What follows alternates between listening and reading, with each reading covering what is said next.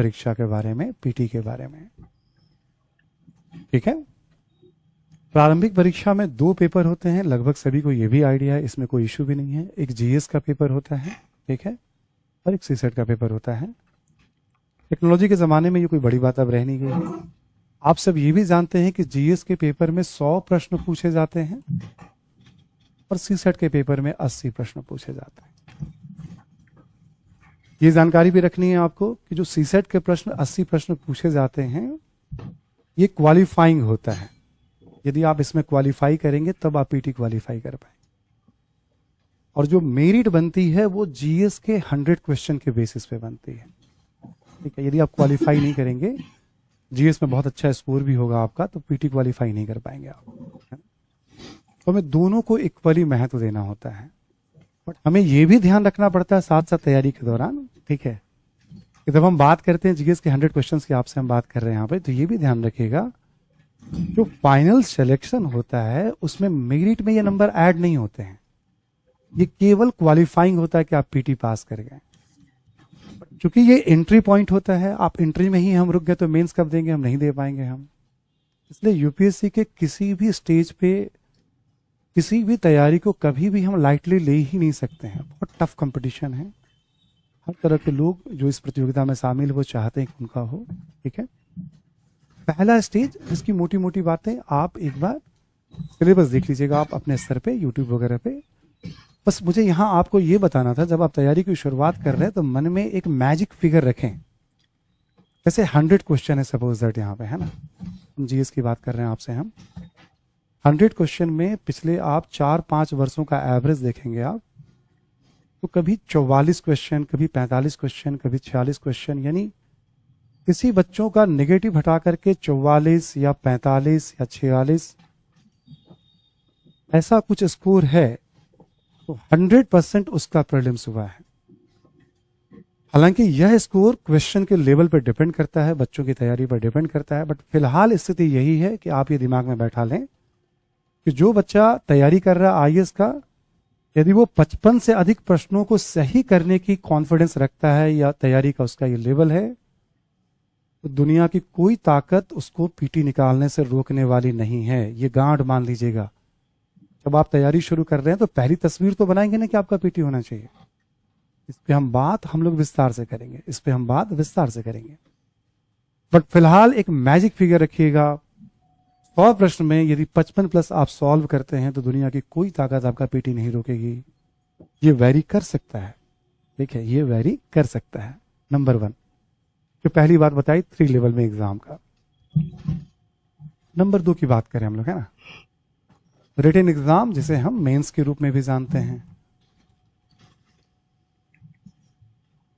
ये जान लीजिएगा रिटन एग्जाम में 9 पेपर हैं जो आपको पढ़ने हैं।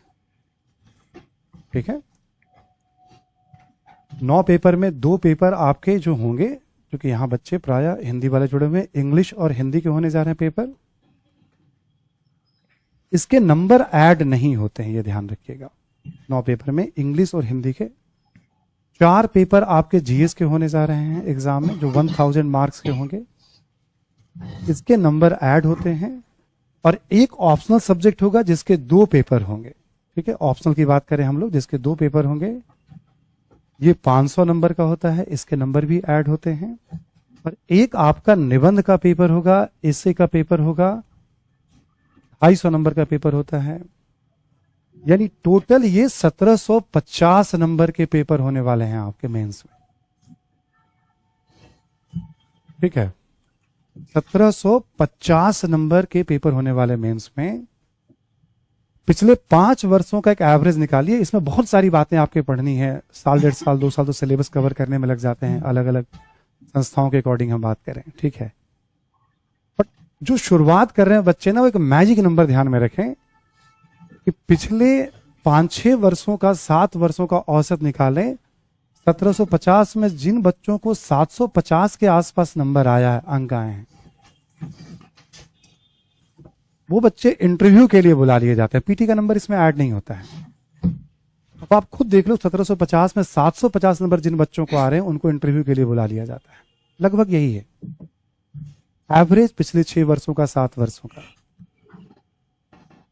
दूसरा, जिन बच्चों का 750 से ऊपर जितना अधिक नंबर आ जाए, मान लो किसी बच्चों को 800 नंबर आ गया, सपोज दैट, मेंस में आप जितना अधिक नंबर ला सकते हैं, ठीक है, जितना अधिक नंबर ला सकते हैं, तो आप ये समझ लीजिए कि सफलता की आपकी संभावनाएं उतनी ही प्रबल होने जा रही हैं। ये तो कट ऑफ मार्क्स मैंने बताया, और वो भी जनरल का बताया। बहुत सारी कैटेगरी होती है, ईडब्ल्यूएस है, ओबीसी है, एससी है, एसटी है, और जो फिजिकली चैलेंज होते हैं उसमें भी 3-4 कैटेगरी होती है। मैं अपर मार्क्स आपके सामने बता रहा हूं, 750 और 800 की बात कर रहा हूं, 800, 825। रिटर्न में जितना ऊपर जाएंगे सिलेक्शन की संभावनाएं उतनी प्रबल होंगी। रिटर्न को लेकर के मेरा एक पंच लाइन है जो बार बार मैं यूज करता हूं कि मुख्य परीक्षा में हम अपनी हाथों से अपना मुकद्दर लिख रहे होते हैं। अभी ये बात, चूंकि आप तैयारी की शुरुआती अवस्था में, तो बहुत अंदर तक नहीं बैठ करेगी, मैं जानता हूं, बट मैं श्योर करता हूं धीरे धीरे बात, जहां 5-7 क्लास करेंगे आपको ये बात समझ में आनी शुरू हो जाएगी। तो आप ये दिमाग में बैठा लीजिएगा कि मेंस आप लिखेंगे, और जितना अधिक मेंस में नंबर आएगा आपकी सफलता की उतनी ही संभावना है।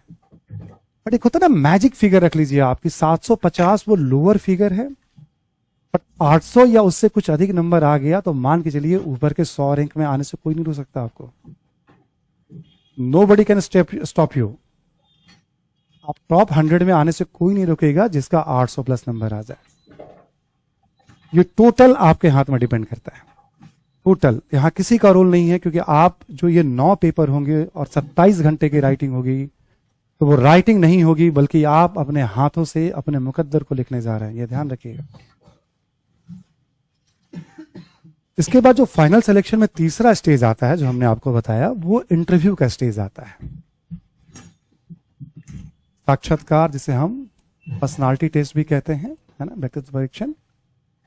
इसके बारे में भी विस्तार से आपसे बात होगी, इंटरव्यू के बारे में भी विस्तार से बात होने वाली है आपसे, ठीक है।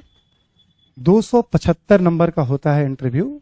अभी हमने बताया मेंस 1750 नंबर का होता है, और हमने कहा जिन बच्चों को 750 से 800 नंबर आ गए उसकी स्थिति काफी मजबूत। 275 नंबर का होता है इंटरव्यू।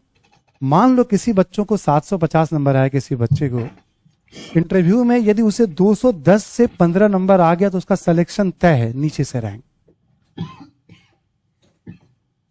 1900 जो सिलेक्शन होते हैं उसमें 50-100 बच्चों को ही 200 के आसपास आते हैं। इंटरव्यू में एक यूपीएससी बोर्ड मेंबर होते हैं, 4 अनुभवी लोग होते हैं, रिटायर्ड ब्यूरोक्रेट या रनिंग ब्यूरोक्रेट भी होते हैं, एकेडमिशियन भी होते हैं। हर एक का 30-30 साल का अनुभव होता है, लगभग 150 साल का अनुभव है वहां पे। आप नन्ही मुन्नी जान, छोटी सी जान, वहां इंटरव्यू दे रहे होते हैं 22-24 साल के बच्चे, है ना। एक तरफ 150 साल का अनुभव। तो 275 नंबर में आप क्लेम नहीं कर पाएंगे कभी भी कि आपको कितना मिलेगा, बहुत अच्छा मिलेगा, हम तैयारी करेंगे, बट रिटर्न पूरी तरह से आपके हाथ में है। तो रिटर्न का नंबर और इंटरव्यू का नंबर, ये दोनों ऐड करेंगे तो वो मैजिक फिगर बनता है। इसमें यूपीएससी में सिलेक्शन लिस्ट में नाम आता है। लाखों लोग सपने देखते हैं, बट हर लोग, ठीक है, बहुत अच्छा नहीं कर पाते हैं। लाखों लोग सपने देखते हैं, बट बहुत अच्छा नहीं कर पाते हैं सब लोग, ठीक है। तो ये आपके 3 स्टेज ऑफ एग्जाम है, जिसपे आगे हम विस्तार से और बात करते रहेंगे हम, ठीक है, ठीक है। हम आपसे आगे और भी बात करेंगे, विस्तार से करेंगे इसके ऊपर हम बात, करेक्ट, ठीक है। तो हमने क्या बताया आपको, खास करके उन बच्चों के लिए जो बच्चे तैयारी पहले से कर रहे हैं और उनको अभी नहीं पता कि मैजिक फिगर क्या है, तो समझो पिछले 8-10 महीने से आप पढ़ रहे हो तो पढ़ क्या रहे हो आप, नंबर 1, ठीक है। जो बच्चे तैयारी शुरू कर रहे हैं वो दिमाग में बैठा ले 3 बातों को। नंबर 1, प्रारंभिक परीक्षा क्वालिफाई करना, मैजिक फिगर, सीसेट में क्वालिफाई और कम से कम 55 क्वेश्चन सही करने। नंबर 2, मेंस में पिछले 7-8 सालों के औसत के बाद 800 नंबर यदि आप हैं तो दुनिया की कोई ताकत आपको सिलेक्शन से नहीं रोकेगी, ठीक है। बेट लगा सकता हूं मैं, इस पे चैलेंज कर सकता हूं, ठीक है। नंबर 3, इंटरव्यू की मैं बात कर रहा हूं, पूरी तरह से आपके हाथ में नहीं होता है ये इंटरव्यू, लेकिन मेंस आपका बहुत अच्छा है और एक बेसिक समझ है इंटरव्यू के बारे में, तो कोई भी अब आप सोचिए लाखों लोग तैयारी कर रहे हैं और आप पीछे आपने कुछ पुराने स्टूडेंट्स भी हैं जिन्होंने पढ़ा होगा, ठीक है ना। कभी कभी आप सुनेंगे कि हिंदी मीडियम में, ठीक है, जो बहुत बड़े बड़े फन्ने खां भी आप सुनते होंगे जो 30 सालों से पढ़ा रहे हैं, कुछ 35 सालों से भी पढ़ा रहे हैं जरा, ठीक है, तो क्या कारण है कि 15-20 सिलेक्शन भी नहीं दे पाते हैं, और सिलेक्शन होने के बाद रिजल्ट ढूंढते चलते हैं, एक भी स्टूडेंट नाम नहीं लेता है, कोई भी ऐसा साल सिलेक्शन का नहीं है जिसमें थोड़ा बहुत अंशदान मैं नहीं देता हूं। क्या कारण है? पिछले 10 सालों से इतनी सारी कोचिंग चल रही है, क्या कारण सिलेक्शन नहीं दे पाते? केजीएस की तो अभी जस्ट एंट्री हुई है, कुछ बच्चे स्क्रीन पर लिख भी रहे हैं, है ना, मतलब कि ठीक है, हमने एक लाइन में ही कह दिया आपको, बस एक बार आप सर्च करेंगे और 3 घंटे का वीडियो देखेंगे, सारी चीजें खत्म हो जाएंगी आपकी, ठीक है। बात सच है कि सर ने मुझे बहुत लंबे समय से, बट मुझे एक बार ये देखना था कि सर को मैं भी यूट्यूब के माध्यम से जानता था, बट मुझे ये जानना था सर क्या वाकई बच्चों के प्रति इतना डेडिकेटेड है। सर से मैं मिलता गया और इतना ज्यादा प्लीज्ड हुआ उनके इस मिशन को लेकर के। सर ने बार बार कहा सर हम कम फीस में अधिक से अधिक बच्चों को रिच बनाना चाहते हैं, आप आइए। मैं इतना ज्यादा इस बात पे प्लीज्ड हुआ, ठीक है, बहुत खुशी मुझे मिली इस बात को लेकर के कि वाकई मैं अधिक से अधिक बच्चों तक रिच बनाऊंगा, उन्हें गाइड कर पाऊंगा। अभी एक छोटी सी बात हमने बताई, आप में से हजारों बच्चे हो सकता है पहले से तैयारी कर रहे हो, कितने लोगों के दिमाग में ये मैजिक फिगर चल रहा है, नहीं चल रहा है, तो हम जिस लक्ष्य को पाने जा रहे हैं कर क्या रहे हैं फिर हम, ठीक है, इस लक्ष्य को हम पाने जा रहे हैं फिर कर क्या रहे हैं, ठीक है, नंबर 1 है ना। आइए हम आगे बढ़ते हैं। नंबर 2, ये सामान्य चर्चा थी। हमने कहा आपको कि